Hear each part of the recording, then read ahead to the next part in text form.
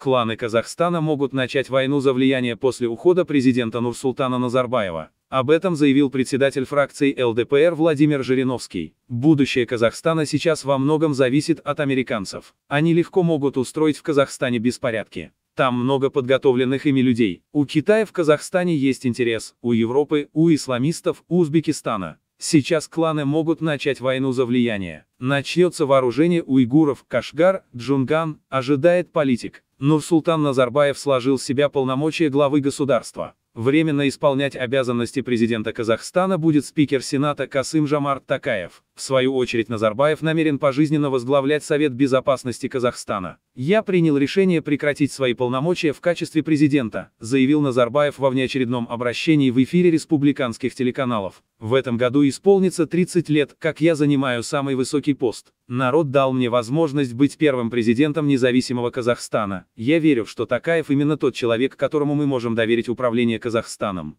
Назарбаев еще не до конца ушел. Это восточная хитрость, он все равно будет возглавлять Совет национальной безопасности и правящую партию. По его сигналу любого премьер-министра снимут, любые выборы нужный кандидат выиграет. А новым президентом станет кто-то из его родственников, или дочь, племянник, или еще кто-то. Многие уже занимают важные посты. Тем не менее, председатель ЛДПР радуется уходу Назарбаева, который открывает возможность для обновления власти и успокоения молодежи. Уходу Назарбаева я радовался так же, как и уходу Ельцина. Он 35 лет у власти. С 1984 года, когда стал главой правительства. Обновление всегда нужно для развития страны. Без этого молодежь бунтует, происходит радикализация. В мае прошлого года Назарбаев получил право пожизненно возглавлять Совбез республики. Первому президенту Республики Казахстан, Ёлбасы, в силу его исторической миссии пожизненно принадлежит право возглавлять Совет Безопасности в качестве председателя, говорится в законе.